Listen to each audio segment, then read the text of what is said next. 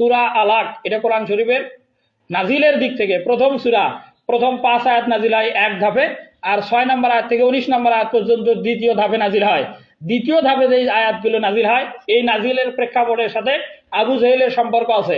আবু জেহেল একদিন মক্কায় রাসূল সাল্লাল্লাহু আলাইহি সাল্লাম সম্পর্কে বলে যে তোমরা যদি কেউ দেখতে পাও যে মুহাম্মদ সাল্লাল্লাহু আলাইহি সাল্লাম কাবা শরীফের সামনে এসে নামাজ আদায় করতেছে, তাহলে তোমরা সেই সংবাদ আমাকে দেবে। এটা আবু জেহেল বলতেছে। তাহলে কি করব, মুহাম্মদ সাল্লাল্লাহু আলাইহি সাল্লাম যখন সিজদায় যাবে নামাজে, তখন আমি তার ঘাড়ের উপরে পাড়া দেব। নাউজুবিল্লাহ।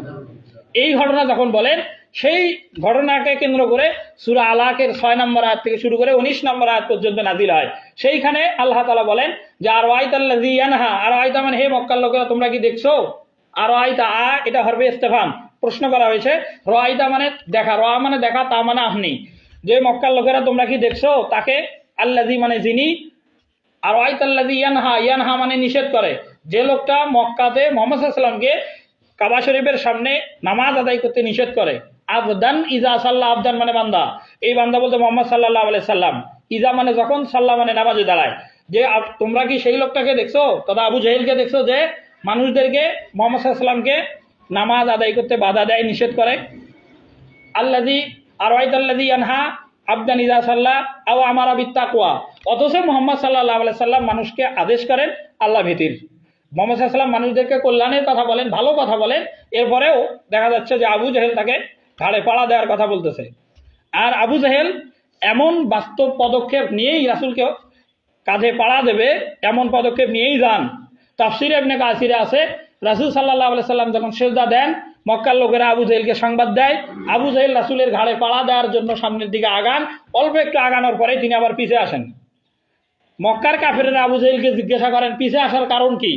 আবু জেহেল বলেন যে আমি যদি সামনে আর একটু আগাতাম, বুখারী শরীফের প্রথম খণ্ডের লাস্টের হাদিস, যে উদওয়ান উদওয়ান, আবু জেহেলের মুখের শব্দ যে উদওয়ান উদওয়ান, যে আমি যদি আর সামনের দিকে আর একটু আগাতাম, তাহলে মুহাম্মদ সাল্লাল্লাহু আলাইহি সাল্লামের দুই পাশে দুইটা বিরাট আকৃতিধারী ফেরেশতা অবস্থান করতেছিল, তারা আমাকে আক্রমণ করতো। উদওয়ান উদওয়ান মানে আমার যতগুলো অঙ্গ প্রত্যঙ্গের জোড়া আছে প্রত্যেকটা জয়েন্ট আলাদা করে ফেলতো। এই কারণে এই ভয়েই আবু জেহেল বলতেছে যে আমি আর সামনে আগাই নাই। এইখানেও আল্লাহ তাআলা তার হাবিব সাল্লাল্লাহু আলাইহি সাল্লামকে আবদুন বলে উল্লেখ করেছেন, যে আর ওয়াইতাল্লাযী ইয়ানহা আবদান ইযা সাল্লাহ। মক্কার লোকেরা তোমরা কি সেই আবু জেহেলকে দেখছো যে মুহাম্মদ সাল্লাল্লাহু আলাইহি ওয়াসাল্লামকে নামাজের সময় বাধা দিত। এইভাবে সূরা বনী ইসরাইলের প্রথম আয়াত সহ বিভিন্ন আয়াতে আবদুন বলা হয়েছে। এবং মেরাজের কারণে রজব মাস সম্মানিত, এবং এই রজব মাসে রাসূল সাল্লাল্লাহু আলাইহি সাল্লামের মর্যাদা সকল নবী এবং সকল রাসূলদের উপরে হয়। আমরা জানি মুহাম্মদ সাল্লাল্লাহু আলাইহি সাল্লাম সকল নবী এবং রাসূলদের উপরে সম্মানিত।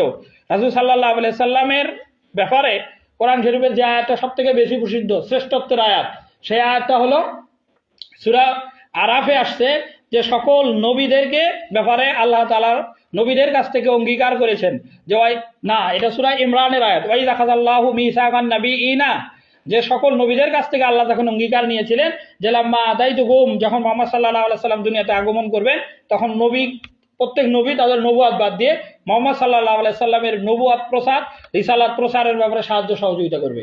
তার মানে সকল নবীদেরও নবী মুহাম্মদ সাল্লাল্লাহু আলাইহি সাল্লাম।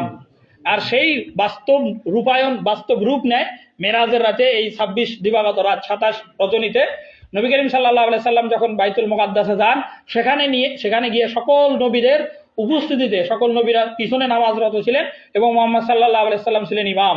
এই কারণে ইয়াসিন আল কুরআনিল হাকিম ইন্নাকা লামিনাল মুরসালিন, ইন্নাকা লামিনাল মুরসালিন মানে যে আপনি সকল নবীদের সর্দার। আল্লাহ তাআলা আমাদেরকে সেই সর্দার সর্বশ্রেষ্ঠ নবীর উম্মত হিসেবে কবুল করেছেন, এ কারণেই আমরা সর্বশ্রেষ্ঠ উম্মত। সকল বলে আলহামদুলিল্লাহ। আর মুহাম্মদ সাল্লাল্লাহু আলাইহি সাল্লাম যেহেতু সর্বশ্রেষ্ঠ নবী এবং রাসূল, শেষ নবী, তার প্রত্যেকটা জীবনের কর্মকাণ্ড আমাদের যথাযথ অনুসরণের মাধ্যমে ইহকাল এবং পরকালের কল্যাণ নিহিত। আমাদের প্রত্যেকটা জীবনের কর্মক্ষেত্রেই রাসূলের প্রত্যেকটা কাজকে অনুসরণ করার তৌফিক আল্লাহ আমাদের সকলকে দান করুক। সকলে বলি আল্লাহুম্মা আমিন।